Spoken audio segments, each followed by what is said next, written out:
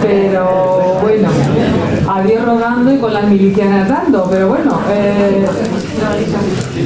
vamos a intentar empezar y no tendría que ser yo quien ha tomado la palabra, pero bueno, por motivos organizativos. De manera que bueno, va a tomar la palabra el representante de esta casa, que es Maximiliano Suárez.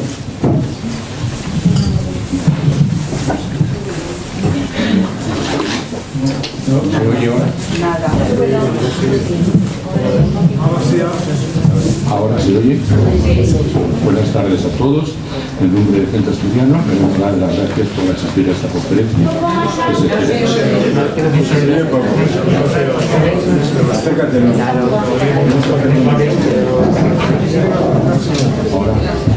¿Ahora se oye? Bien.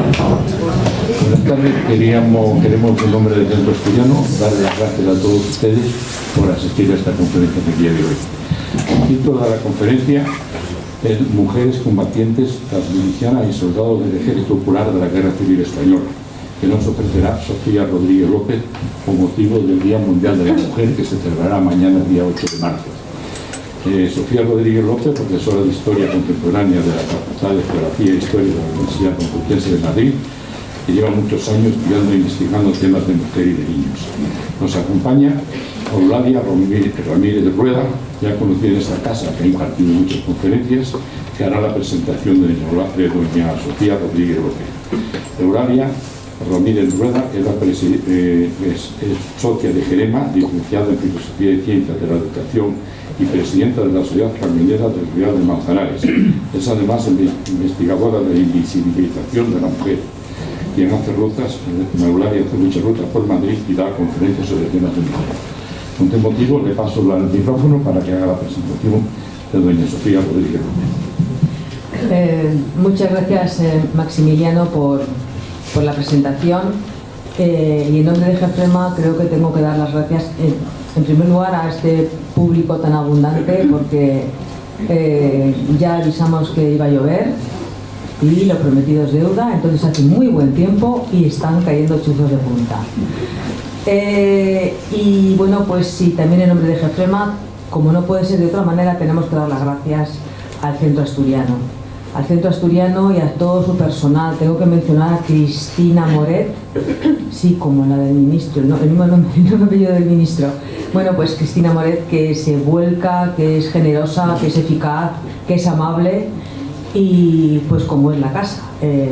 La casa es un centro asturiano, es un centro que siempre nos atiende muy cordialmente, y Jefrema, el grupo de estudios del Frente de Madrid, les estamos muy, muy, muy agradecidos. Esta tarde estamos aquí en la sexta edición, o séptima, no me acuerdo, del Día de Mujer en la Guerra. Con motivo del Día Internacional de la Mujer, el 8 de marzo, Jefrema viene ya años organizando, incluso en plena pandemia, hicimos una videoconferencia con una hispanista norteamericana desde California, le transmitimos una entrevista que le hicimos, o sea que no hemos dejado ni en tiempos de confinamiento. Entonces hemos hecho ya varias ediciones, hemos tenido mujeres de primera línea de temas de mujer, como es la que hoy nos va a dar la ponencia. Qué valiente, es una cosa seria. Mire usted que yo, con 8 años que estuve en los regulares de Melilla, sé lo que es una cosa seria. La mejor en el combate, la más animada siempre, la que primero se lanza, la más incansable. En uno de los combates ha estado 11 horas de pie disparando. Con todo eso ya está todo dicho.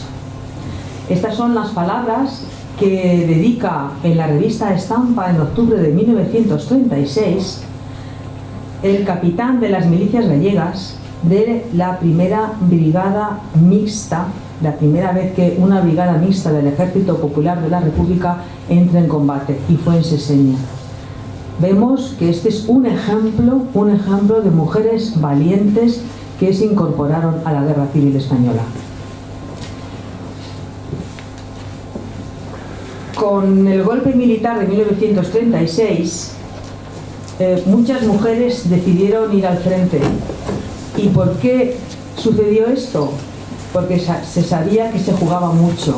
Se jugaban todos los derechos civiles y sociales que se habían conseguido gracias a la Constitución de 1931 y otras leyes posteriores que se hicieron durante la Segunda República. Sabían que todo esto estaba en peligro y desde luego sus temores fueron desgraciadamente confirmados cuando después de la guerra, con la dictadura, las mujeres perdimos muchos derechos obtenidos en los años anteriores.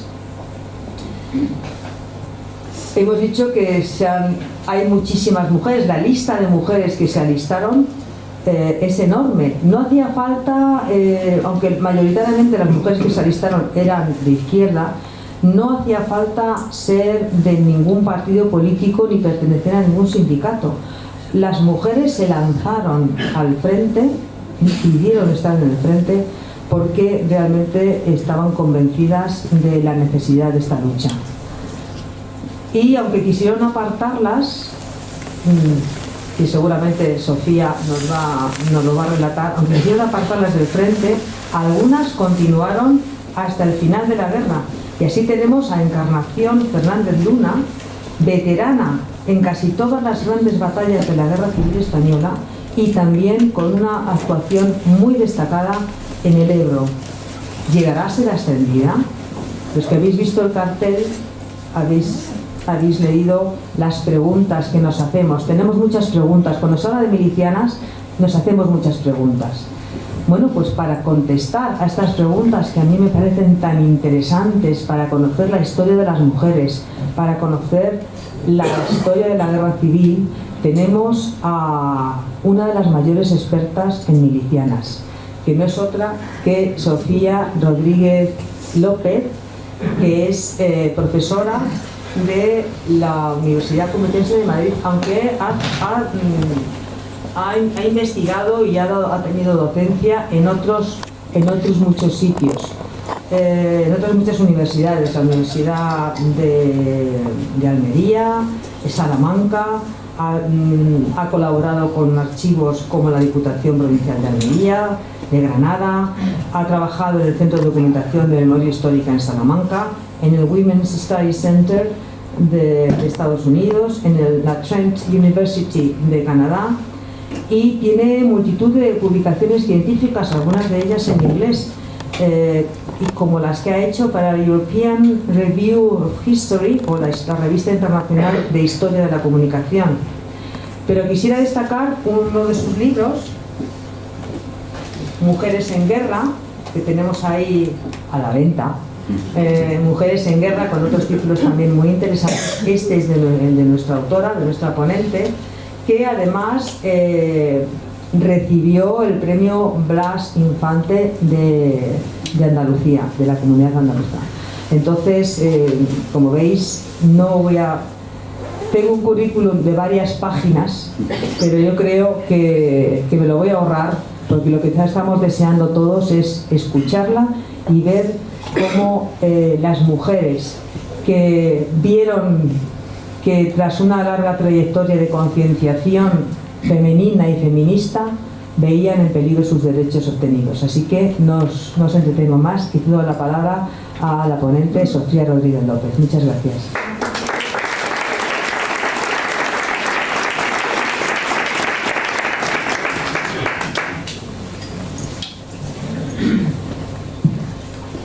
¿Se escucha bien? Sí. Bueno, tengo que empezar dando las gracias, como no podía ser de otro modo, a todos ustedes, a vosotras y a vosotros, porque excepto en algunas clases que tengo muy numerosas, hacía mucho tiempo que no veía un salón tan lleno como este, y es un verdadero honor. Para los que somos de una tierra muy seca como la mía, de Almería, que caigan 4 gotas ya es algo que nos intimida mucho a salir a la calle, así que ver que eso no ha sido inconveniente para compartir esta tarde, pues es muy de agradecer. Tengo que agradecer también al Centro Asturiano, al Grupo de Estudios del Centro de Madrid y a Eulalia, como no podía ser de otro modo, pues que hayan pensado en mí para compartir este día dedicado a las mujeres en la guerra. Y bueno, voy a tratar de cumplir con las expectativas, aunque creo que me lo has puesto el listón muy alto. Te mereces. A ver, ¿se escucha bien o no? Pues ya es que lo tengo que comer el micrófono, o sea, que más cerca no lo puedo tener. Bueno, les decía, este tema de las milicianas es algo que yo he abordado colateralmente desde hace muchos años. Esta publicación que tienen en la entrada pues tiene ya 20 años. Cuando yo empecé mi investigación, ven que estoy muy jovencita en la contraportada. Y a mí me han contado, y perdona que te corte, que el día que se te entregó el premio y diste una conferencia, la sala se aplaudió, hubo una ovación muy grande. Tengo mis contactos incluso con efecto retroactivo, y se quedó pasmada tanto de tu estudio como de tu intervención. Era muy joven y muy entusiasta. Después la investigación me llevó por otros derroteros a trabajar otros temas. Pero bueno, este en concreto de las milicianas lo recuperé a raíz de mi trabajo en el Centro Documental de la Memoria Histórica de Salamanca, que se refería a Eulalia y que seguro que casi todos vosotras conocéis, ¿no?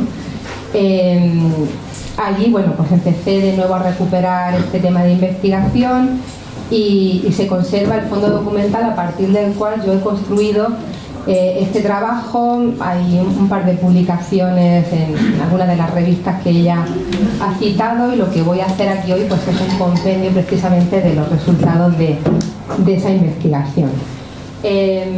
Me interesa sobre todo estudiar a las milicianas, a las mujeres soldados en perspectiva comparada con otros contextos, otros países donde también existe esa experiencia de mujeres combatientes.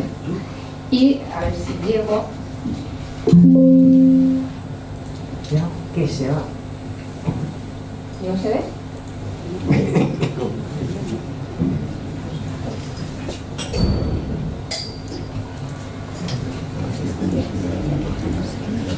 No se ve, no sé por qué no cambia de diapositiva.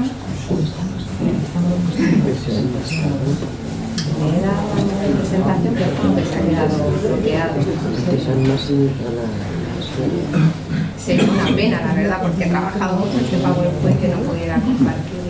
¿Hay alguien que pueda ayudar? ¿Alguien que entienda informática?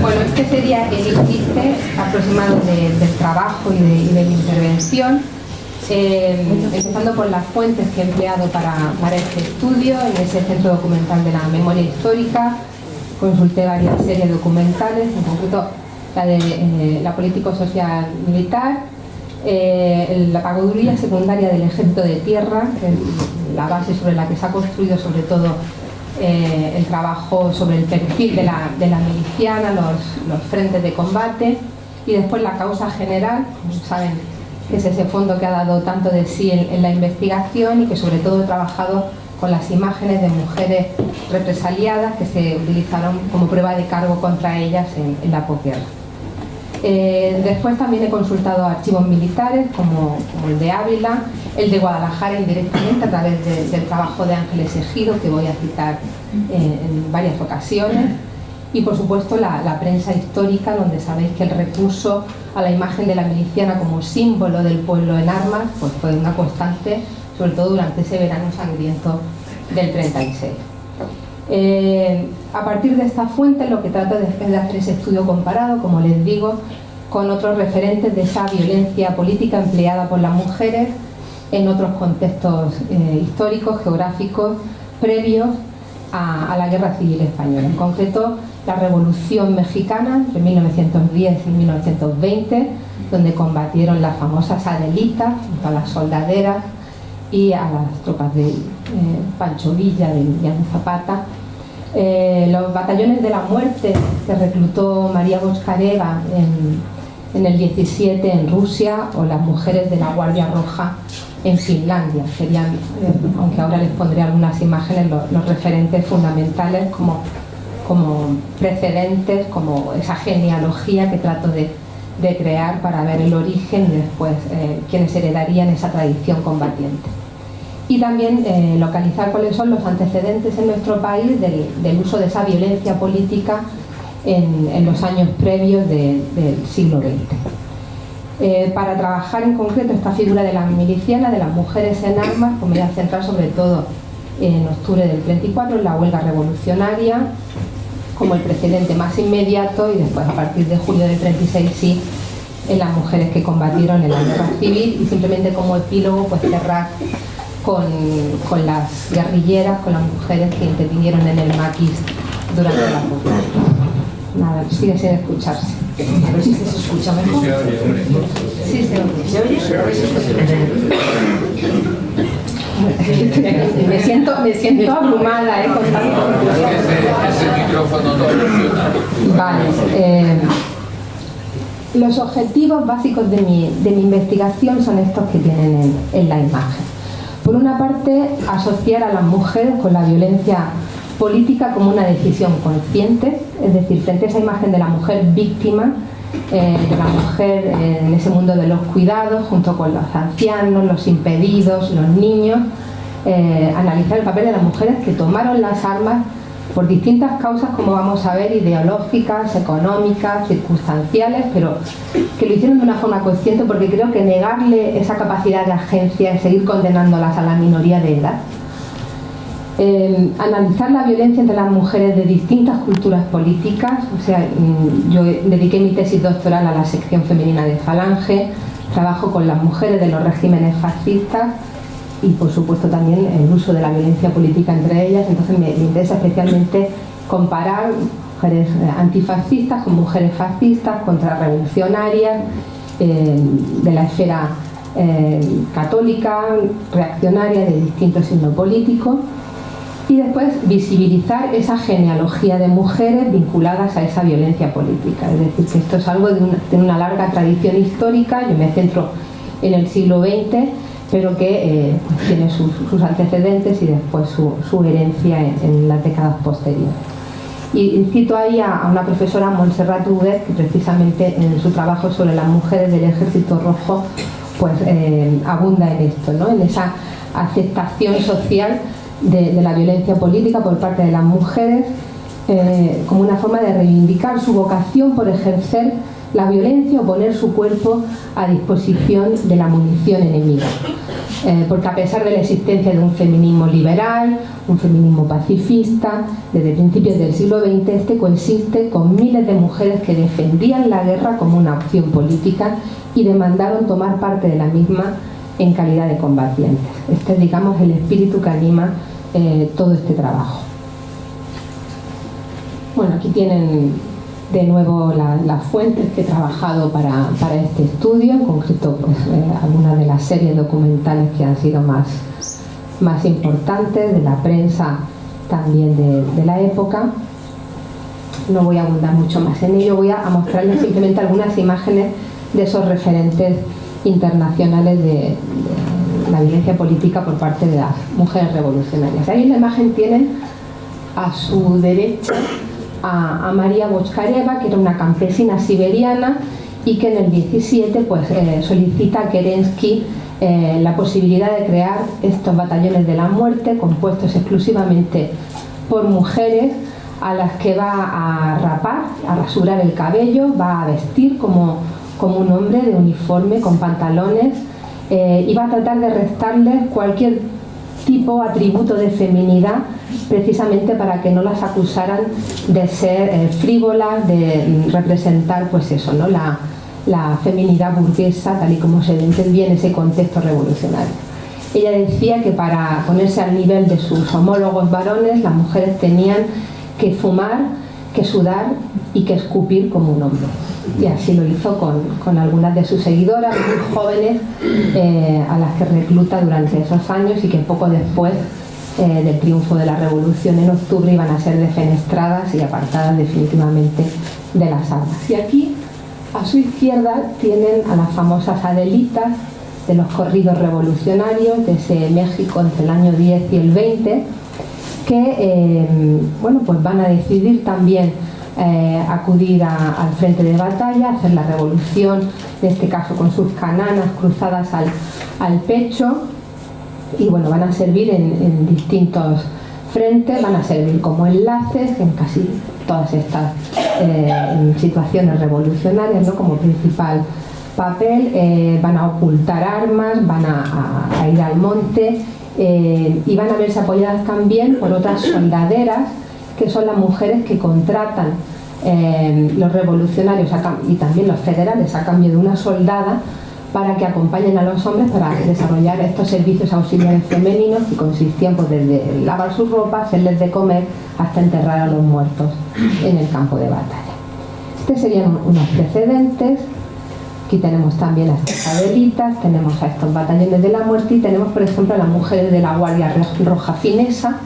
Saben que al término de la Primera Guerra Mundial, en 1918, se van a suceder otras guerras civiles. De hecho, la paz en realidad viene acompañada de una serie de conflictos que justifican ese concepto de guerra civil europea, que se extiende durante todo el periodo de entreguerras, y una de ellas pues fue la guerra civil en Finlandia, en donde se enfrentaron pues la Guardia Blanca, en la que también tenemos documentadas a mujeres, y esta Guardia Roja, donde hubo también voluntarias en el uso de las armas.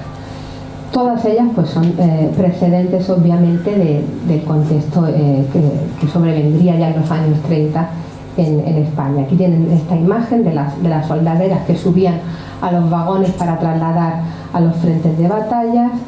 Aquí estos batallones de la muerte con estas jóvenes rasuradas rusas, y aquí la Guardia Roja Finesa a la que antes me refería. Llegando ya al contexto español, tenemos que referirnos sobre todo a los años también coincidentes con la Primera Guerra Mundial, y que denominamos como el célebre trienio bolchevique, ¿verdad? Cuando también en nuestro país, como sucedería en Alemania con Rosa Luxemburgo, en Hungría con Béla Kun, también en nuestro país pues se trataría de emular el éxito de la Revolución Rusa a través de una serie de huelgas revolucionarias, en donde por primera vez pues vamos a tener mujeres involucradas plenamente en esta actividad en las calles, pues precisamente animando al uso de esa acción directa, como se conocía en el lenguaje sobre todo anarquista, como saben, la gimnasia revolucionaria, y que implicaba pues el uso de las armas. Muchas veces estas mujeres vinculadas al movimiento obrero, sobre todo desde 1910, como saben, a la CNT, pero también al Partido Socialista, pues van a justificar precisamente esta violencia en el contexto del maternalismo social. Como madres, básicamente, ellas tienen que defender la causa que les está en ese momento afectando, que es, como saben, pues la carestía, la subida de la subsistencia, los impopulares impuestos de consumo, etcétera, etcétera. Y aquí tienen algunas de estas mujeres, como Amalia Alegre, como Virginia González, que van a protagonizar en Barcelona, en Madrid, pues algunas de estas huelgas revolucionarias, van a animar precisamente la movilización en sus respectivos barrios. Y que en el caso de Virginia González, que nada más crearse el Partido Comunista después de 1923, 21-22 va a dejar las filas del socialismo para adherirse precisamente a este Partido Comunista, pues va a ser de las primeras precisamente que abogan por el uso de esta violencia política que, como saben, fue tan controvertida ya en el contexto de la Tercera Internacional Comunista o de la Comintern. Serían, por lo tanto, en nuestro país estos años que después vendrían a verse en suspenso, reprimidos, como saben, por la dictadura de Primo de Rivera, los que tenemos que entender como precedente más inmediato de la acción revolucionaria de las mujeres ya en la Segunda República.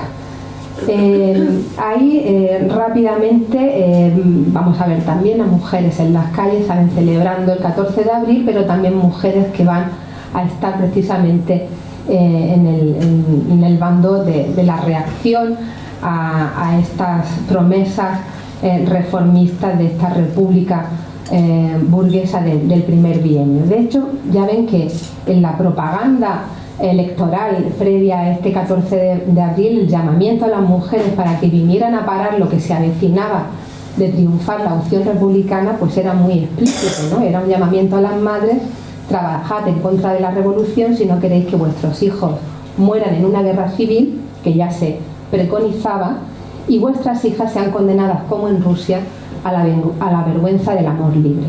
O sea, esos eran, digamos, los referentes que tenían las mujeres a la altura de 1931, ¿no?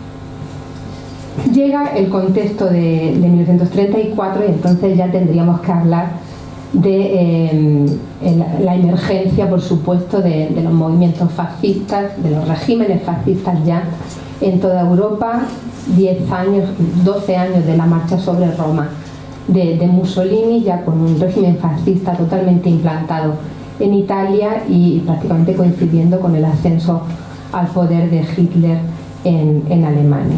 Este año 34 va a ser fundamental en este contexto para entender la aparición de la figura de la miliciana, sobre todo ya vinculada a la huelga revolucionaria de octubre del 34.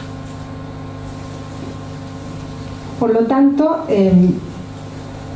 tenemos que posicionarnos en estos años, en ese año 33, donde tiene lugar la creación del Frente Antifascista, de lo que iba a ser la primera agrupación de mujeres contra la guerra y el fascismo, en paralelo precisamente a la creación de Falange Española, como saben, ese mismo año.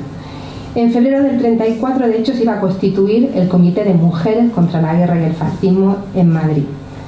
Este iba a conseguir extenderse en solo unos meses a las principales ciudades y capitales de provincia de toda España, y algunos de los nombres de la clase política del momento más reconocidos iban a figurar en las filas de este Comité de Mujeres contra la Guerra y el Fascismo, que iba a estar presidido honoríficamente por Catalina Salmerón, la hija de Nicolás Salmerón y Alonso, presidente de la Primera República, aunque sabéis que la líder indiscutible pues era, como tienen en imagen, Dolores Ibárruri Pasionaria.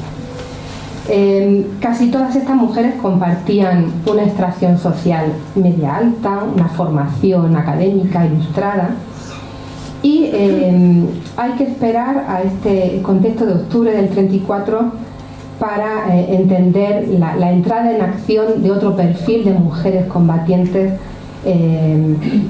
como el que vamos a ver en adelante. No sabemos, de hecho, cuántas fueron las que hicieron uso de esa acción directa en la huelga, en octubre del 34 en Asturias fundamentalmente,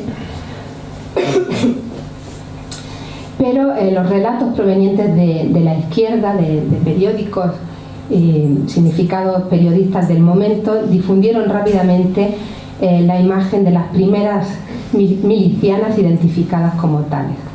Fernando Solano Palacio describió cómo algunas asturianas vestían ya entonces el famoso mono obrero y corrían con una escopeta refugiándose entre los parapetos para atender las necesidades de sus camaradas, fundamentalmente en cuestiones logísticas de abastecimiento.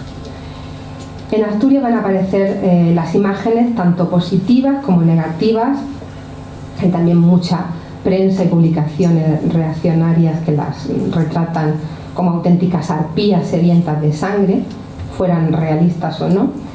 y van a perpetuarse ya en el imaginario colectivo hasta la guerra y la posguerra.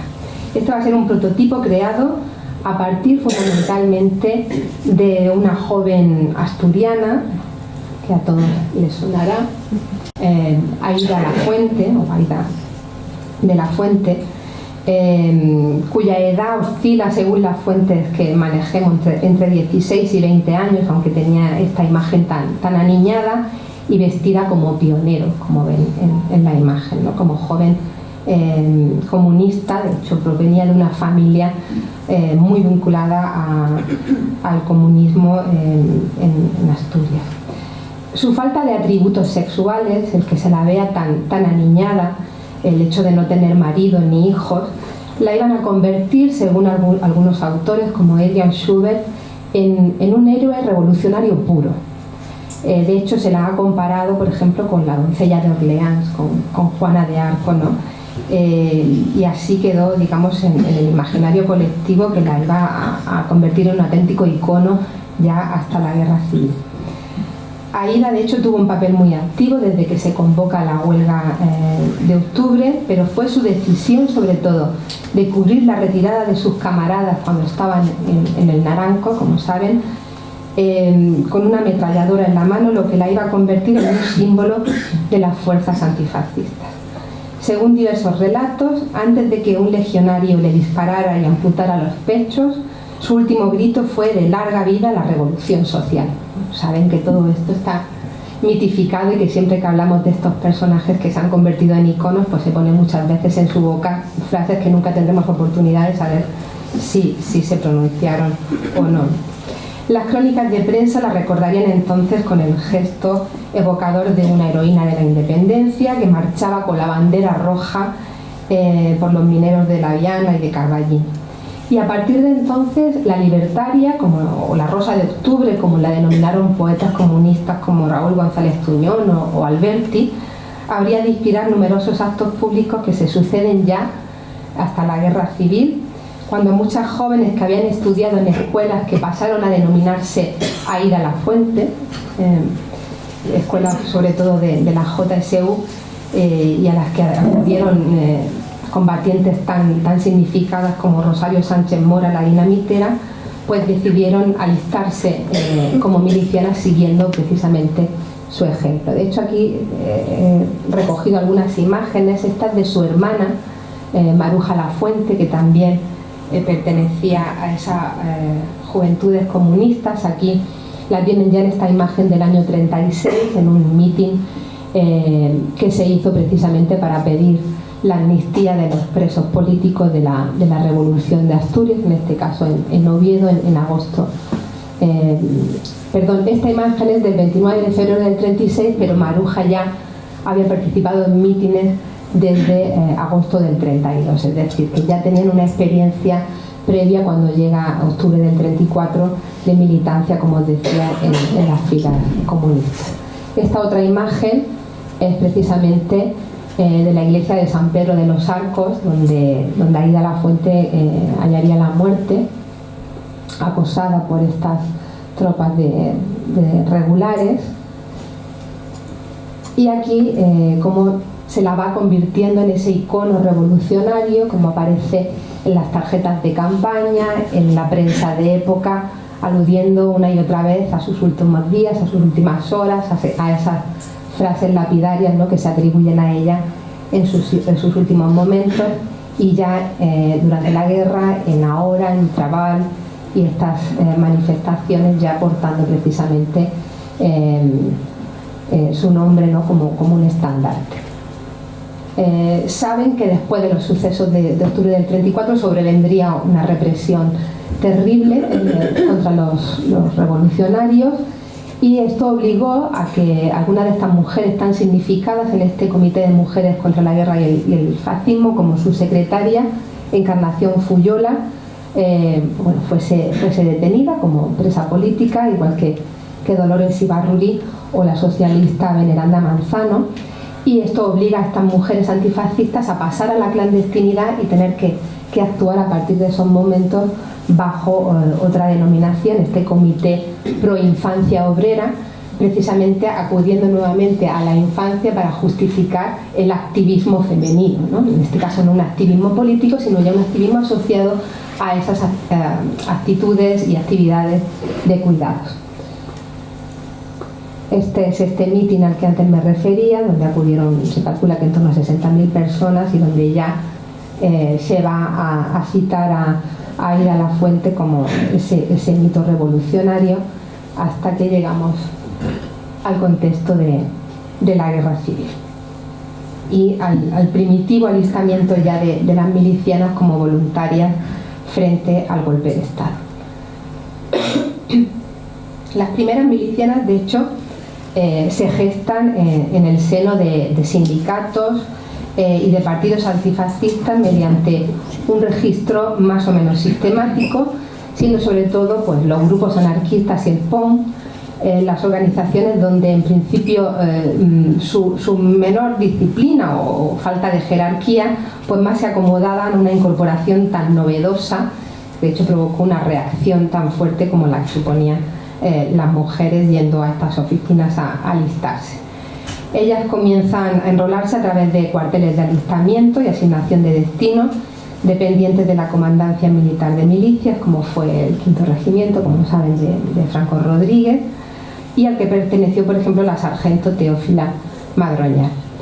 Fue allí donde se entrenan las voluntarias y de donde salen las grandes campañas publicitarias hasta la puesta en funcionamiento de los centros de reclutamiento e instrucción militar, los CRIM, meses más tarde. También hubo organismos específicos encargados de la movilización de mujeres, como fueron las milicias femeninas antifascistas de Cataluña, las que citaré más tarde, y en agosto se crea una comisión de auxilio femenino liderada también por Dolores Ibarruri, con Encarnación Fuyola, ambas apresadas en el 34, como veíamos, además de otras célebres comunistas, socialistas como Isabel Oyarzábal de Palencia, o republicanas socialistas como Victoria Kent. En este caso, esta comisión de auxilio femenino, en cambio, estaba destinada a servicios auxiliares de guerra y no directamente al alistamiento militar. ¿Cuántas mujeres acuden a estos cuarteles a primera hora para servir como voluntarias y marchar a los frentes? No lo sabemos. Siempre nos movemos en una ambigüedad de cifras muy importante. Se habla de 17.000 afiliadas a los sindicatos, pero no sabemos cuántas de ellas fueron a alistarse. Ingrid Strobel, una especialista en la movilización de mujeres antifascistas y partisanas en toda Europa, dice que lo más difícil para ellas era obtener un arma, pero que una vez que Giral, como saben, decide armar al pueblo, ellas no duraron en subirse a los camiones y ser conducidas a los frentes de guerra de todo Madrid, por supuesto, Navacerrada, Somosierra, la columna mangada de Navalperal, el frente del Jarama, igual que los frentes de Toledo, de Aragón, en Córdoba, en Andalucía, o el frente de Guadix en Granada, donde hallaría la muerte otro mito, como fue después Lina Odena, saben que terminaría suicidándose para no caer en manos del enemigo, ¿no? Yo creo que hasta ahora la investigación más seria que se ha llevado a cabo, sobre todo a nivel cuantitativo, de revisión de todas las fuentes de que disponemos para poder hacer una cuantificación siquiera aproximada de las milicianas, fue la de Lisa Lines, una investigadora australiana, y ella dice pues, bueno, que habría que distinguir precisamente entre las mujeres que van directamente a trincheras, que calcula en torno a unas 1.000, y las que prestarían servicios de defensa en la retaguardia, sobre todo en los 6 primeros meses de revolución social, como saben. Ella extrae estos números a partir de un análisis hemerográfico, de la revisión de biografías de brigadistas internacionales y demás, y en general se ha llegado a cierto consenso en donde se suele aplicar un porcentaje en torno al 2% del total de las milicias, ¿no?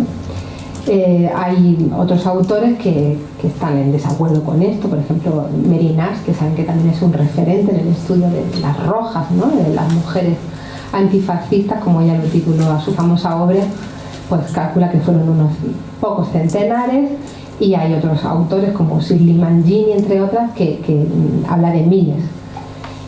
Si aplicamos ese 2% a los datos generales que suelen hablar de 150.000, 120.000 milicianos, además de los 5.000 brigadistas extranjeros para el primer año de combate, obtendríamos en torno a 3.100 mujeres, como una media, digamos. Entre 3.000, 6.000, que hemos dicho que habría que distinguir entre el frente y la retaguardia. Bueno, aquí les he puesto una imagen que me parece interesantísima, no solo por lo atrayente que está extraída de la causa general, esta imagen de una joven que se aparta para ser retratada y está posando obviamente para la cámara, pero sobre todo me interesa la cita que está extraída de una periodista del momento muy famosa, Rosario del Olmo, que también actuó como miliciana y que decide en un determinado momento retirarse del frente defraudada del funcionamiento de estas milicias, pero que tiene oportunidad de entrevistar a una de estas milicianas ya en marzo del 37, cuando han transcurrido esos 6 primeros meses de revolución social y ya tenemos un ejército popular más o menos regularizado. Y esto es lo que dice esta miliciana. Supongo que no pueden leer desde atrás. Entonces, es que yo tengo un temperamento que va mejor con el combate, con la lucha directa, ¿comprendes?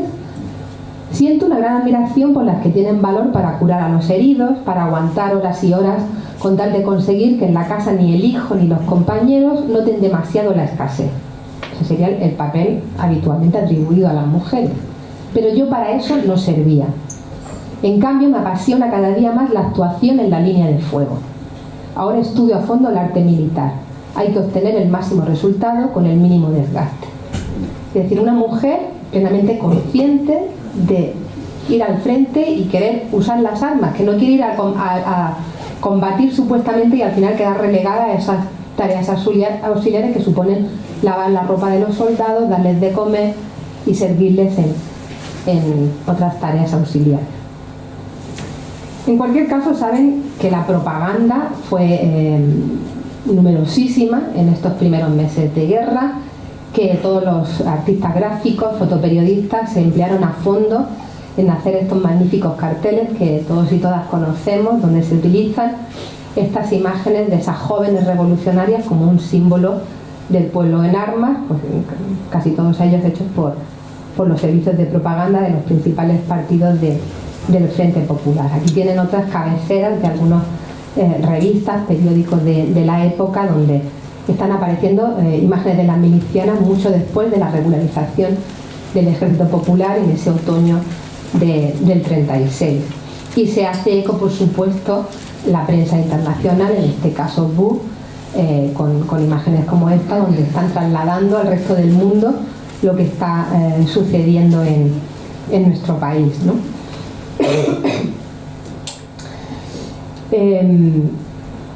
Bueno, lo voy a dejar ahí la imagen por ahora. La prensa de Barcelona, de hecho, va a hablar incluso de 500 reclutadas solo por las milicias antifascistas de Cataluña entre julio y septiembre del 36. O sea, prácticamente una sexta parte de esas 3.000 y algo que se calculan, digamos, en un promedio a la baja. Sin embargo, el cuartel general de milicias no llegó a controlar a más de 92.000 hombres, con lo cual pues sería una cifra significativa. Hay otras investigaciones de Michael Seidman, de James Matthews, que son autores muy autorizados y que pues hablan de que podrían estar entre 120.000 total de efectivos milicianos y las mujeres pues estarían entre ellos, pero no hay ese desglose por sexos. De hecho, el profesor Blanco de la Universidad de Salamanca dice que solamente refiriéndose al quinto regimiento y a esa comandancia militar de milicias, se formarían 50 batallones con no más de 25.000 hombres, a los que según él habría que añadir 1.000 mujeres organizadas en 10 compañías de 100 con un oficial femenino, ¿no?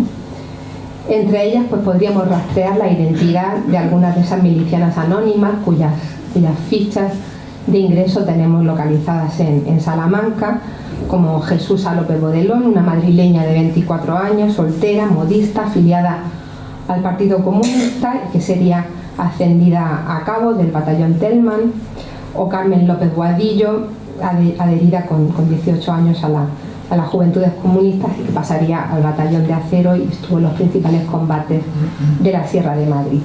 Sin embargo, estos no son los nombres que suelen aparecer en las publicaciones, ¿verdad? Siempre cuando aludimos a milicianos pues nos acordamos de Michael Chevere, Mika Feldman, como un mito de la lucha armada dentro de ese regimiento pasionaria, en las filas del POM. Y bueno, sabemos que junto a la capitana, como se la conocía, pues hubo otras mujeres con graduación militar. Eulalia se refería a la comandante Encarnación Hernández Luna, la que tenemos aquí desfilando ya en fechas muy tardías, creo que esta imagen es del 38, Luisa Paramón o la gaditana Anita Carrillo, ¿no? entre ellas. ¿Quiénes son? ¿Quiénes son estas mujeres anónimas de las que tenemos muy pocas referencias, que no son Rosario la Dinamitera, que no son esta Lina Odena a la que conocemos como ese mito revolucionario al mismo nivel que está Aída Lafuente que citaba antes, ¿no?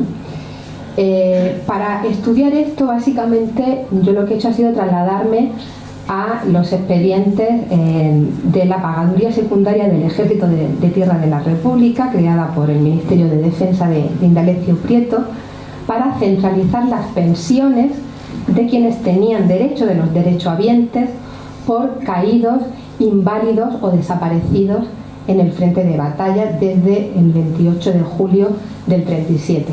Antes del primer año de guerra, no antes de esa fecha, eran los CRIM los que se encargaban de pagar estas pensiones y desde esa fecha pues se haría cargo esta pagaduría secundaria.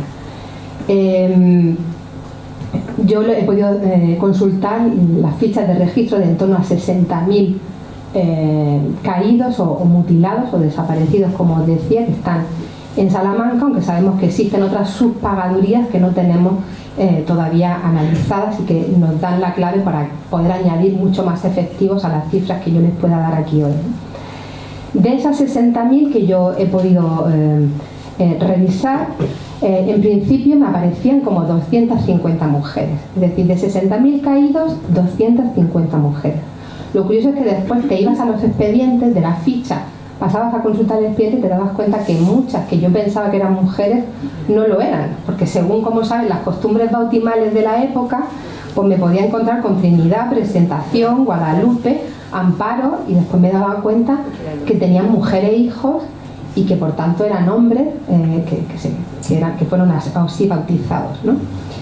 Por lo tanto, yo que haya podido constatar con absoluta seguridad, solamente he podido sacar el perfil de 55 mujeres. Y ustedes dirán, son muy pocas para poder extrapolar a partir de eso un perfil o al menos poder sacar conclusiones que podamos extrapolar a otros contextos, ¿no? Sin embargo, como os digo, es lo único que he podido por ahora trabajar con absoluta seguridad, ¿no? Estas supondrían apenas el 0,1% del total de caídos, pero entre ellas pues faltan milicianas conocidísimas como la propia Lina Odena, como Amalia Lobato, que estuvo en Mallorca, y otras muchas que conocemos y que sin embargo no tenemos su ficha, lo cual nos hace intuir que fueron muchas más, como les digo. Probablemente se inscribieron en otras subpagadurías y que por tanto no tenemos controladas. Tenemos que averiguar también si esas milicianas de primera hora son las mismas de las que se encargan de la vigilancia en la retaguardia, y a esa categoría pues pertenecerían, según Lines, las miembros de la Unión de Muchachas, como saben, controlada por el Partido Comunista, que combaten con el batallón Lina Odena, o la unidad de mujeres del batallón Avanti, o la milicia femenina del PSUC en Barcelona, o el batallón Rosa Luxemburgo, que participó en la defensa de Mallorca. Y esas nos llevarían a estas cifras de 5.000 que dice esta autora, ¿no? El perfil sociológico de esas mujeres, según nos decía ella, era muy variado, tanto jóvenes como mayores, de todas las fuerzas políticas del Frente Popular y desde estudiantes a amas de casa o intelectuales. Yo, por lo que he podido extraer de estos ficheros de la PSET, veo que la mayoría de estas mujeres pertenecientes al ejército de centro fueron madrileñas o castellanas de las provincias limítrofes que llegan a Madrid como inmigrantes para trabajar, obviamente, y que se sindican nada más llegar a la capital. La mayoría de ellas son las célebres modistillas, sastras, costureras, con un salario mucho más bajo, obviamente, suponiendo más de una tercera parte, y le seguirían después amas de casa, jornaleras y, curiosamente, pocas pertenecientes al sector servicios, apenas 2 sirvientas, de las que tengo controladas como caídas en el frente, ¿no? Habría algunas del sector secundario, de la industria metalúrgica, una sopladora de vidrio, una empleada de una fábrica de conservas, pero en principio lo más significativo es el grupo de las modistillas, ¿no? Me parece muy interesante consultar en sus fichas los sueldos medios, sueldos que cobraban en tiempos de paz y que ellas dejan para incorporarse al frente. El sueldo medio que he podido sacar sería de en torno a 4,3 pesetas al día. Y en los extremos tendríamos una cocinera o una industrial especializada que ganaban entre 20 y 10 pesetas diarias, las sastras entre 6 y 7,50, frente a esas sirvientas o aprendices en el escalafón laboral más bajo y que apenas cobraban 50 céntimos al día. Entendemos entonces el incentivo que supone para estas mujeres la retribución de 50 pesetas que ofrecían las milicias voluntarias y sobre todo de 10 pesetas diarias, 300 al mes, que cobrarían ya como personal de tropa del Ejército Popular desde el decreto de 20 de octubre del 36, en especial en el caso de algunas que tenemos controladas, que son 17 huérfanas de padre o las que tenían a sus progenitores evacuados en Madrid y que necesitaban obviamente un salario estable y para ellas pues bastante más atractivo del que cobraban en sus empleos. En las plantillas, por ejemplo, de unidades asturianas, que también he podido consultar, las mujeres ganaban idéntica cantidad que los hombres, tanto en la calidad de combatientes de mono azul como de cocineras o de sanitarias, recibiendo todas ellas instrucción militar, aunque, según cuentan algunos testimonios orales, se dice que a ellas se les daba el uniforme para hacerse la foto el primer día y luego se lo quitaban, se vestían de blanco y se dedicaban a otras labores, ¿no? Es curioso también como muchas de estas milicianas anónimas tienen que cambiar su nombre después de la regularización del Ejército Popular, adoptando seudónimos masculinos para poder permanecer en activo cuando su presencia en los frentes se vuelve más incómoda, como saben, cuando hay toda una campaña de prensa instigada en parte por el propio Ministerio de Guerra, en donde empieza a equipararse a la miliciana con la prostituta, que está en un lugar que no le corresponde y que en realidad es un peligro para los auténticos combatientes por la transmisión de enfermedades venéreas, como saben, pero también equiparándoselas con la quinta columnista, con la espía, que en realidad está ahí para obtener información comprometedora de primera mano y después pasarla al enemigo. Es curioso cómo estos mismos argumentos fueron los que se emplearon en el México postrevolucionario para defenestrar absolutamente a soldaderas y adelitas del ejército, o el que se empleó después contra las combatientes rusas y en tantos contextos revolucionarios, en la Yugoslavia de Tito y en tantas guerras como se dieron en la primera mitad del siglo XX, ¿no? De hecho, pues tenemos el caso conocido de algunas de ellas, como Mariluz Mejías o Julia Manzana, el comandante Chico, y que tuvieron que cambiarse su nombre, como les digo, para no ser expulsadas del ejército, y que pudieron permanecer gracias a la connivencia de sus jefes, de los oficiales, con ellas, que sabiendo en realidad su sexo, pues colaboraron a su mantenimiento en filas, ¿no? Se cita el caso de Cipriano Mera entre ellos, de los que contribuyeron a esto. Hemos visto que entre ellas pues, existían rangos militares que refutan esa teoría también de que solo unas pocas mujeres alcanzan la oficialidad, como esta comandante alicantina, Encarnación Hernández Luna, las capitanas Mica Feldman, Anita Carrillo, Luisa Paramón, pero también otras mucho menos conocidas como Carmen Fernández Gijón, una sastra madrileña de 22 años, comunista, sindicada a la UGT, que se enrola en el batallón Cavada y que antes de ser herida y obtener por tanto la invalidez, por lo que yo he podido trabajar su ficha como separada del ejército, ya había sido ascendida a teniente. También tenemos el caso de la alicantina Remedios Jover Cánovas, de Pilar Laje, del batallón de transmisiones del 5º Cuerpo del Ejército del Ebro, que estuvo en activo hasta el final de la guerra, pero podría seguir así con otras suboficiales y miembros del 5º Regimiento. Hay otros trabajos como el de Jordi Oliva para Cataluña, que añaden numerosos nombres de víctimas, de mujeres, ¿no? En la comarca leridana del Pla d'Urgell y sobre todo esta zona de Cataluña que él ha trabajado muy en profundidad, también a través de estos fondos de la Pagaduría Central, pero él tampoco sabe darnos en realidad cuenta de cuántas de ellas eran víctimas civiles y cuántas combatientes, ¿no? En cualquier caso, la mayor parte de estos estudios hablan de un perfil entre los 18 y los 30 años de edad cuando caen como víctimas mortales o como heridas de gravedad, ¿no? Otra fuente importante para estudiar esto, como les decía al principio, son los 832 expedientes conservados en Guadalajara y que ha investigado sobre todo la profesora Ángeles Ejido, de mujeres cuya pena de muerte fue conmutada por la Comisión Central de Penas del primer franquismo, precisamente por su actividad durante la guerra, ¿no? Ella dice que entre esos 832 expedientes de mujeres, alrededor de 100 corresponderían con toda seguridad a milicianas, aunque ratifica que estuvieron poco tiempo en el frente, y que no todas combatieron en primera línea, sino que también habla de las que actuaron, por ejemplo, haciendo uso también de la violencia política en las checas de Madrid, ¿no?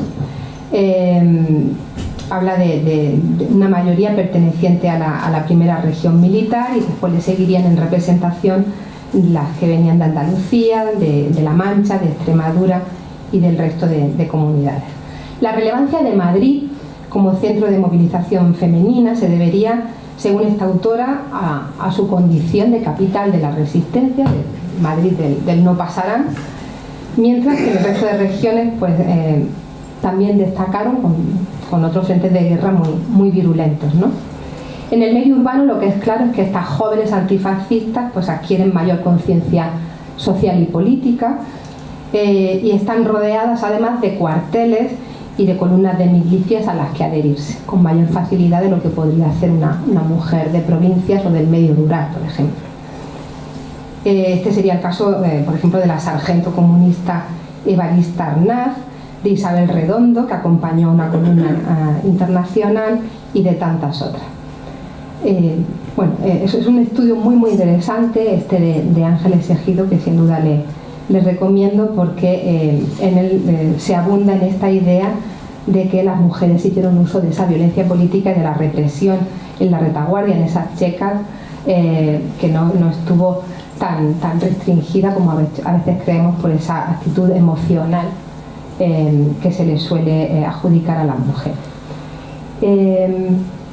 Tendríamos que hablar también de las brigadistas internacionales, sin duda, ¿no? Y aquí tienen algunas imágenes de las más reconocidas, Fanny Hellman, de las que estuvieron trabajando como conductoras, de las que se formaron con el resto en Albacete, como saben, provenientes de Argentina, como las hermanas Abramson, Salaria aquí, una brigadista negra, ¿no? Racializada, tendríamos que decir hoy, que combatió, pues eso, proveniente de Harlem hasta la guerra de Abisinia o la guerra civil española, y casi siempre pues vinculada a estos servicios auxiliares, a labores de enfermería y demás. Y bueno, sabemos que que provinieron de todas las nacionalidades, muchas de ellas de militancia comunista, también judías, como estas que tienen ahí retratadas en la Plaza de Cataluña.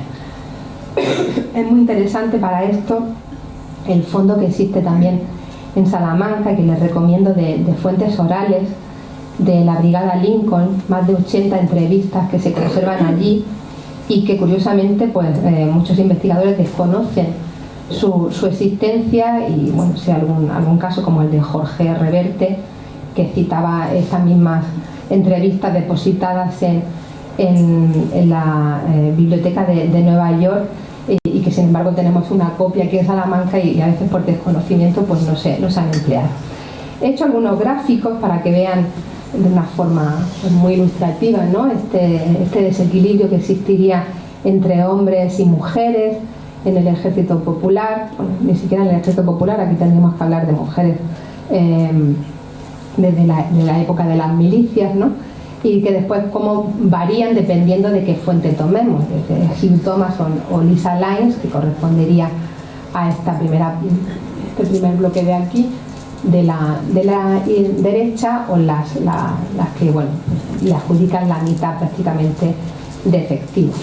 Y aquí bueno, pues algunas mujeres de estos Batallón de la Muerte, la columna mangada, aquí la proporción que les decía antes de las milicianas caídas o desaparecidas, un máximo de 250 respecto a los casi 60.000 registros que hay de hombres, y después la proporción de hombres, de mujeres y de brigadistas en el conjunto de soldados antifascistas del ejército popular. Muy interesante también analizar los casos de alistamiento en pareja o en familia, ¿no? De estas jóvenes que aun teniendo hijos a su cargo, pues bueno, lo dejaron en manos de sus respectivas familias para marchar con sus parejas al frente de batalla, igual que sucedía con estas revolucionarias mexicanas que les comentaba antes, donde es muy común asistir con maridos e hijos al frente. Aquí tienen otra gráfica en donde trato de hacer bueno, una visibilización, ¿no? de las principales fuerzas políticas a las que pertenecerían: el Partido Comunista, la UGT como principal sindicato, la JSU, también de las que provienen muchas de estas jóvenes por su edad tan joven, ¿no? cuando son movilizadas, y después la CNT, muy significativa para las milicias antifascistas de Cataluña, aunque según su principal investigador, Gonzalo Berger, como saben, además tiene una web activa muy interesante sobre milicianas, pues frente a lo que sucedía con los hombres, con un perfil ácrata muy significado, pues las mujeres tuvieron un ascendiente también muy importante entre el PSUC, en las filas del PSUC. Y bueno, aquí a partir de estas fichas de la Pagaduría Secundaria del Ejército de Tierra, pues la procedencia de las distintas comunidades, ¿no? Para el caso asturiano me parece especialmente interesante las mujeres que fueron movilizadas junto a esta mujer, la sargento Maruja, de la que existe un extenso reportaje en La Causa General, y que tuvieron pues eso, una movilización mientras estuvo activo el Frente Norte muy significado. El perfil de estas milicianas pues sería el de una joven soltera de 19 años, 27 en el caso de las mutiladas, curiosamente sube esa edad media, llegadas a Madrid para trabajar por cuenta ajena, como le decía antes, los sectores más feminizados de esa sociedad de los años 30, y sindicadas más a la UGT que a la CNT en esta zona centro, ¿no? Bueno, entre las desaparecidas es muy significativo, y no quiero pasar por alto, su adscripción al regimiento Pasionaria, donde muchas cayeron durante la batalla de Sigüenza. De hecho, el mayor número de milicianas caídas que he podido contabilizar son precisamente estas mujeres que estuvieron bajo las órdenes de Mica Echevere en Sigüenza.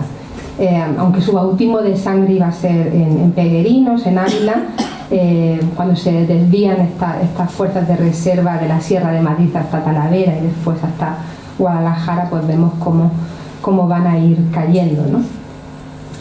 Es curioso que muchas de ellas apenas están una semana en el frente, van a durar muy poco tiempo en activo y van a caer en algunos de los frentes más virulentos, ¿no? Como les digo, entre ellas también se contabilizan las declaradas inútiles, como se denomina en la época, ¿no? En el verano del 37.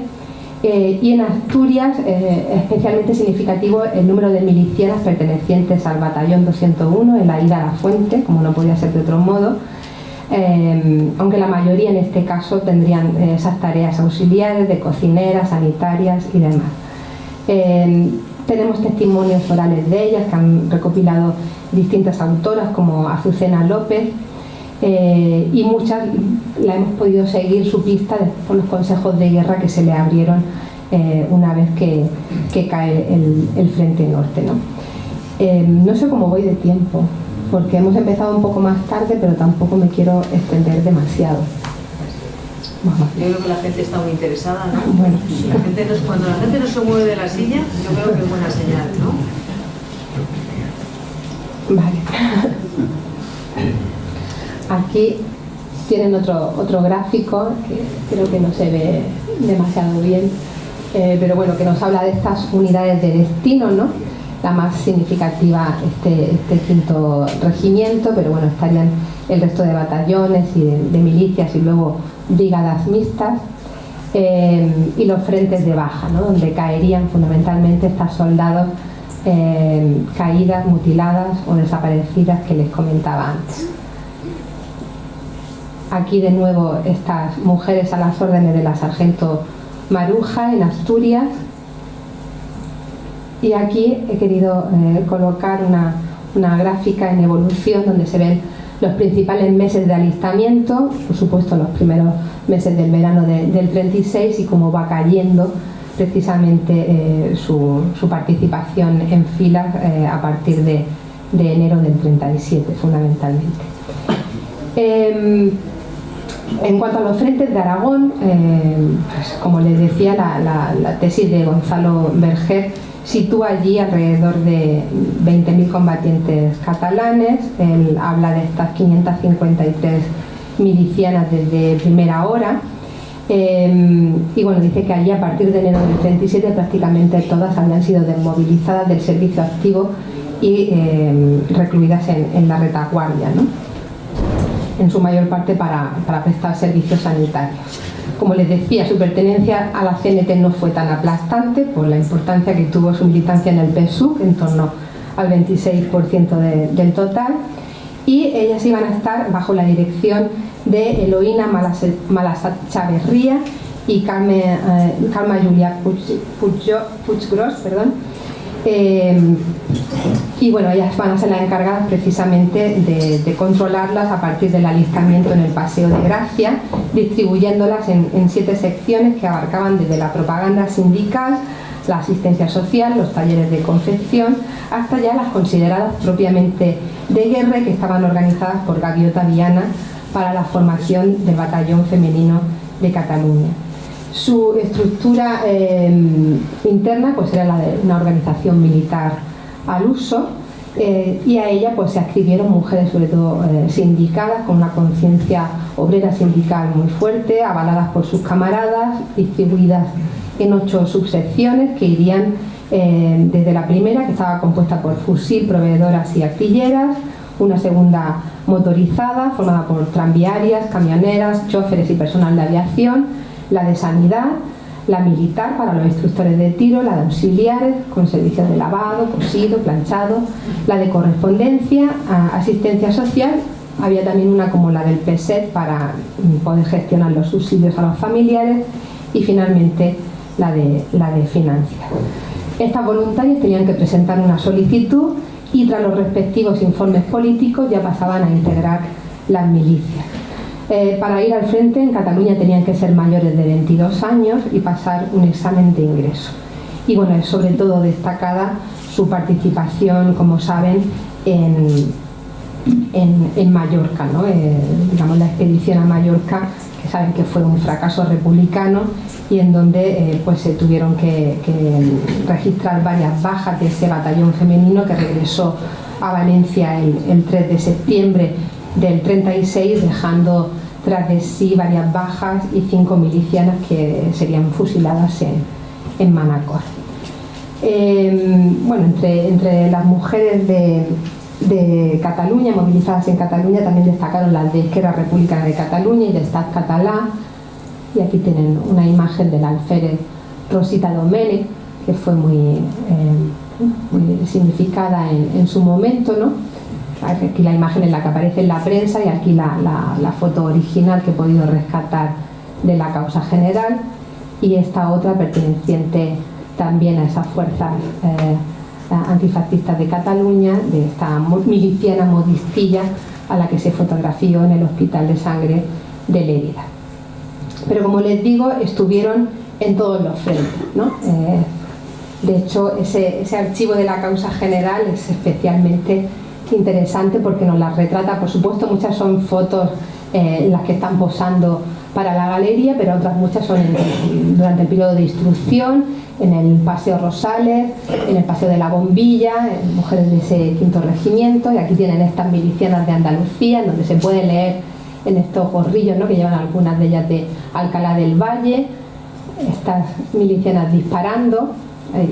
Suelo poner el texto que acompañaba a estas imágenes una vez que se destinaban a la prensa, y estas están en Navacerrada. Estas otras del Partido Comunista en Valencia, en este caso ven que no están uniformadas todavía, sino que se han presentado como voluntarias y van con su ropa de diario.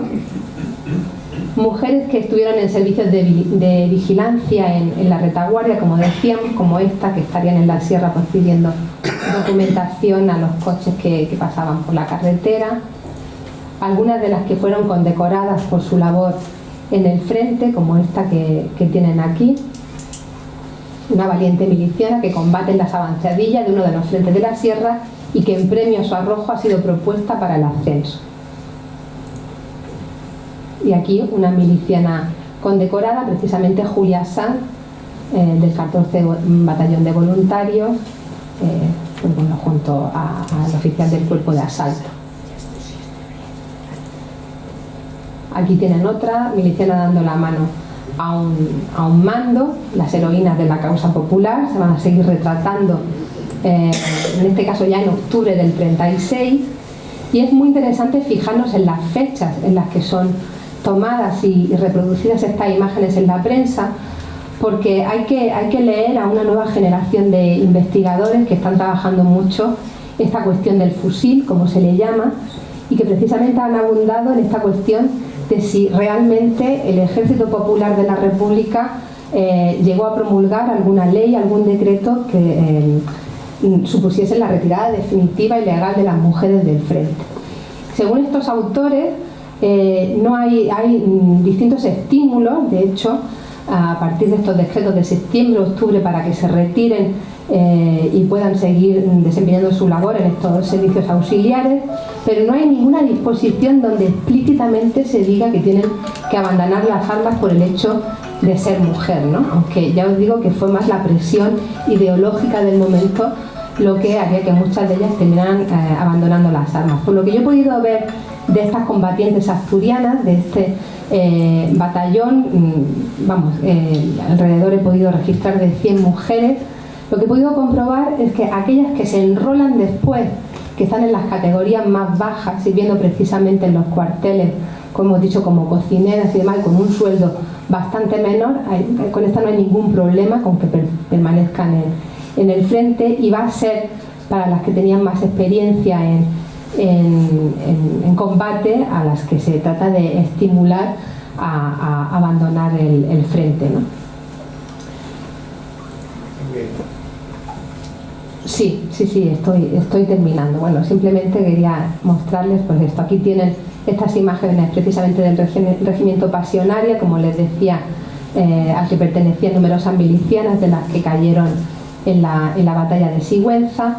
Tenemos a mujeres motorizadas que están prestando servicios postales, servicios de enlace como choferes también en la retaguardia, mujeres como esta, la columna de caballería, los combates de Cierro Muriano, en este caso en Córdoba, está junto al cuerpo de carabineros, esta miliciana en Granada, perteneciente al Partido Comunista, que pasó las filas y que bueno, pues, cuenta cómo es la represión que se está llevando a cabo en Andalucía, estas otras de Valencia, y después estas imágenes tan interesantes, ¿no?, donde se las veía en servicio activo.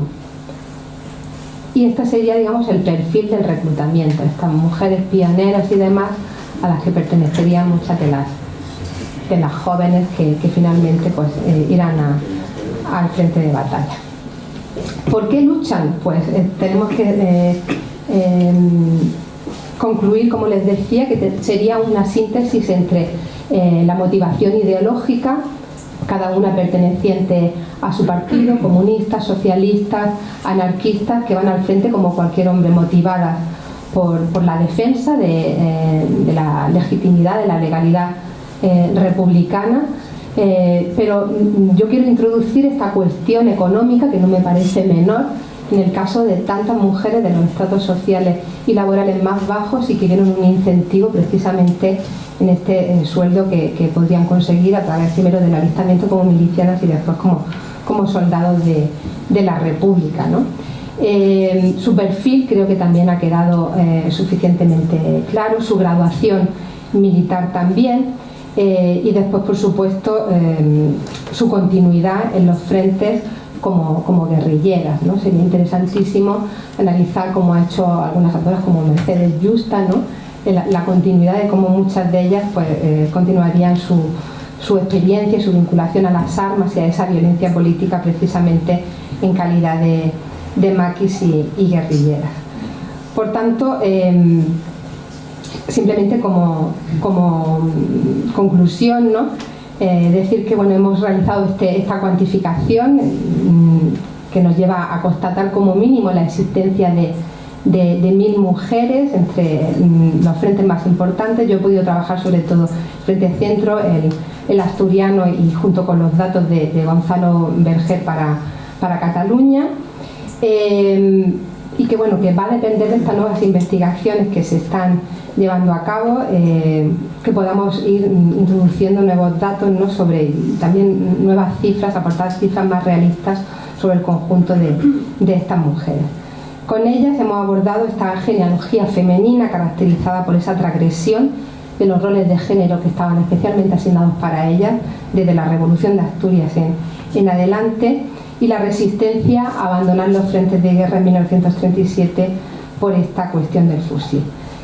Creo que solamente yendo a las fuentes, consultando los archivos, recuperando de nuevo sus memorias y biografías, podremos dejar de considerar a estas mujeres como mitos, como esos iconos como Aida Lafuente, como Lina Odena, y empezar a considerarlas como mujeres de carne y hueso con una historia detrás que todavía nos queda por trabajar y por investigar.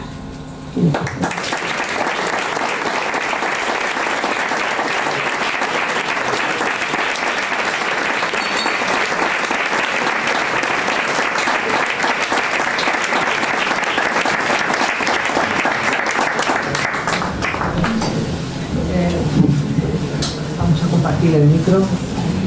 Bueno, creo que las expectativas, ¿no?, se han cumplido.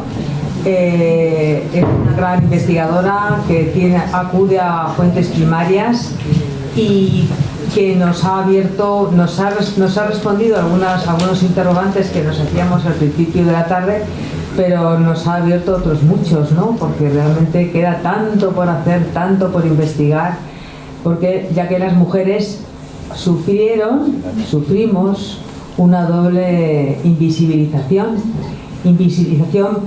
simplemente por ser mujeres e invisibilización por ser milicianas, por ser mujeres combativas que rompieron todos los moldes del estereotipo impuesto desde el siglo XIX con este nombre, el ángel del hogar, y que bueno, después de la guerra civil lo recuperamos, ¿no? O nos lo hicieron recuperar según lo sienta cada uno.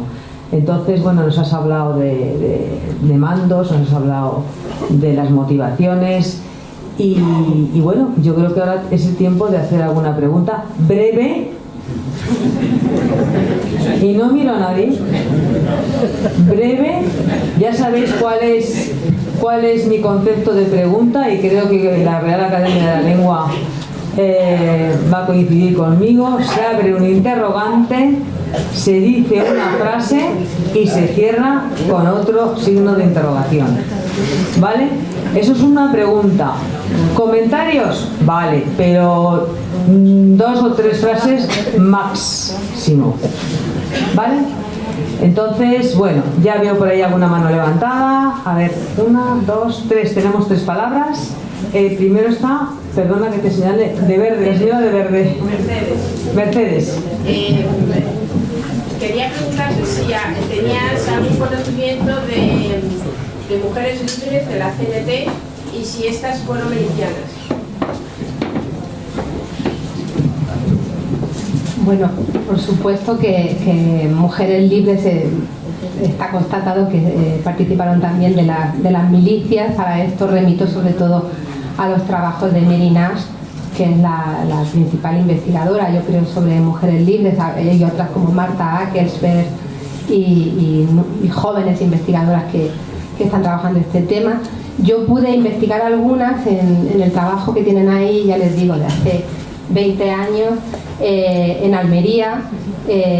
La secretaria de Mujeres Libres en Almería sería justiciada, la única mujer fusilada en Almería, precisamente por su pertenencia a Mujeres Libres, pero ella no fue miliciana, no estuvo en el frente nada más que en calidad de abanderada, como saben que acudía a muchas de ellas. Pero sin duda que las hubo. Yo no la he trabajado monográficamente, pero para abordar este tema sobre todo le remito al trabajo de Mary Nash, que es la mayor especialista, y entre estas mujeres, sobre todo de las milicias antifascistas de Cataluña, se reconocen numerosas mujeres anarquistas y buena parte de ellas pertenecientes a Mujeres Libres. También el trabajo de Gonzalo Berger es especialmente pues, propicio para esto. Bueno, teníamos otra segunda pregunta, también creo que era por aquí, por el fondo, ¿no? Por aquí, pues venga tú. He creído entender que las milicianas en Cataluña tuvieron que pasar un examen de ingreso para poder combatir, para usar las armas. Me gustaría saber de esa situación. Bueno, esto es lo que ha trabajado este compañero, este investigador allí. Y efectivamente allí se crea este centro de reclutamiento para las milicias antifascistas de fechas muy tempranas de la guerra, y precisamente para regularizar la situación pues tienen una oficina en el Paseo de Gracia y rápidamente adquieren una organización militar en esas secciones que he comentado antes, y se les piden una serie de requisitos que no existen en otras zonas donde digamos que están menos regularizados, ¿no? Y entre ellas pues es esto una edad digamos más adulta, no tan jóvenes como las tenemos registradas en otras provincias, un informe político que atesorara su militancia antifascista y un examen de ingreso, pues imagino que después de esta instrucción para demostrar que habían conseguido la formación suficiente. Sí. Sí, bueno, entre las milicianas, no lo hemos mencionado antes, pero hay mujeres como Libertad Ródenas o Natividad Yarza, que tenían 54 y 63 años respectivamente. O sea, que eran mujeres ya para la época, con perdón, no hablando la presente, de cierta edad. De hecho, hay algunas imágenes que se ven en las de Valencia, creo que he mostrado antes, que se ven mujeres ya de una edad, que la media sea muy joven, pero hay algunas donde se ven bastante mal. Tenemos otra tercera pregunta, que he visto que levanta la mano. Entonces, sí, eras tú, perdona, sí. Buenas tardes. Yo quería hacer una pregunta respecto, hemos estado viendo pues, este movimiento femenino y todo lo que era el ejército republicano. Perdona, si puedes hablar un poquito más alto. Sí. Lo que quisiera saber es si en el ejército de Franco también hubo un movimiento parecido o cómo se manejó esta, que las mujeres quisiesen alistarse. Para nada. A ver, yo solamente conozco el caso de una mujer tradicionalista, Agustina Simón, que su mayor ilusión era enrolarse con los carlistas, con los requetés, y que de hecho cayó, pero desempeñando en el frente servicios auxiliares. Pero en el ejército franquista, ni antes ni después de la unificación, es decir, las mujeres de sección femenina de Falange, como las tradicionalistas, como las monárquicas de Renovación Española o estas Margaritas y demás, tuvieron siquiera en su imaginario la posibilidad de ir al frente, porque contravenía absolutamente lo que es la mentalidad de ese frente contrarrevolucionario. Lo que sí es cierto, y es de lo que yo estoy investigando actualmente, es que tuvieron una función muy interesante en la quinta columna, como saben también aquí tantos de ustedes, ¿no? Y especialmente en Madrid. Está muy estudiada la quinta columna en Cataluña, pues, por Pastor Petit y otros investigadores.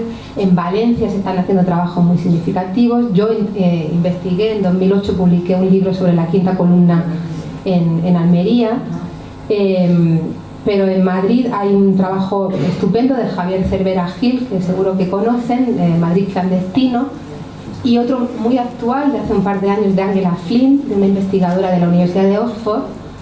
Y sabemos que, bueno, las mujeres iban a tener todo tipo de funciones auxiliares, esas 6.000 mujeres del Auxilio Azul Maripaz, como la denominó Tomás Borrás en esa obra que seguro que conocerán, del año 65, pero además de esos servicios auxiliares hubo mujeres en servicios de enlace, en servicios de información, del SIM, del Servicio de Información y Policía Militar franquista, en la ocultación de armas, es decir, también vinculadas a la violencia política, pero en este caso como colaboracionistas en la sombra y no directamente haciendo uso de las armas.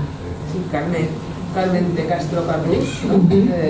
Estaba en un hospital, voluntaria en un hospital de sangre, en lo que es ahora el Instituto Oftalmológico, que luego fue la tristemente directora cárcel de Ventas en el año 39, pues era quinta columnista y estaba en ese hospital con la mujer de Casares Quiroga, con la mujer de Azaña, que se alistaron voluntarias para labores asistenciales en los primeros meses de guerra.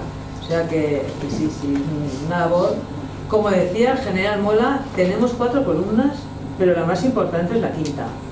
Todo el servicio de espías que tenemos montado en Madrid.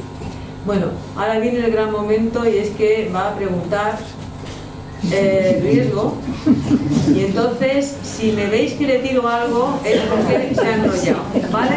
Entonces ya sabes, Riesgo, que soy muy dura. ¿Sabes que soy muy dura? Te hubiera invitado a la estupenda conferencia de Jacinto Antón en el Ateneo, lo que hubiera disfrutado el auditorio que hay aquí, y a lo mejor hubo 2 horas de colores. Bien, 3 cosas voy a decir, y una enlazando con lo que ha dicho ya. Y por supuesto, magnífica conferencia, te felicito a ti, Eulalia, como organizadora, porque las jornadas que hubo en la universidad, la de la mujer fue de las más flojas, y hoy ha sido brillantísima, o sea que pues mejoramos. Hay una mujer, un city de la quinta columna. Eso no te va a dar permiso para que te enrolles. No, voy a hacer 3 comentarios, preguntas. Un city que es fusilada. Después, respecto a las mujeres, el otro bando, hay las 2 primas hermanas pilotos, Ignacia y María Bernardo Quirós, que hacen de enlace. Pero es importantísimo en el bando republicano, que son las 2, no se han nombrado, las 2 primeras mujeres del mundo que actúan en acción de guerra: Maripepa Colomer y Dolores Vives. Eso es importantísimo, mucho antes que las brujas voladoras soviéticas y demás. Y después iba a citar otros casos. El profesor, el periodista Sánchez Ruano, en un libro que le cambiaron el nombre, Islam y Guerra Civil, recoge varios testimonios. Yo hablé con 2 de ellos, de los regulares, de los tábores de Tetuán y de Alhucemas, que suben el Parque Oeste. Dice que les lanzan, algunos que Frema lo sabe, a los albañiles marroquíes que los reclutan y dicen, vais a morir, porque como sois traidores, aquí vais a permanecer. Y muchas mujeres milicianas. Y uno de ellos, Maidani, dice que entre mujeres y los obreros marroquíes, a la bayoneta mató a 24 personas, ¿no? Lo cual ya es bastante tremendo. Y luego quiero acabar. ¿Cuál es la pregunta? La pregunta es esa, que me hable de un City de las hermanas y termino. Hay un personaje que los de Frema le tenemos mucha simpatía, que es Lisa Paramón, que no has dicho que es rejoneadora y que llega a mandar el regimiento de caballería de los carabineros. Por lo que yo he investigado, muere exactamente el 27 de diciembre de 1936 en la batalla de Úmera, que luego entierran el cadáver, se descubre quién es por las botas elegantes que tiene la rejoneadora. Yo creo que es una mujer que alcanza a ser jefe de una unidad importantísima y muere también luchando contra regulares, ¿no? Son los 3 casos que yo creo que... No, conferencias no hay muchas, y te invito a una que voy a dar el día 14, que vas a aprender mucho. Bueno, y como tampoco puede ser de otra manera, ¿quién está utilizando el reclinatorio?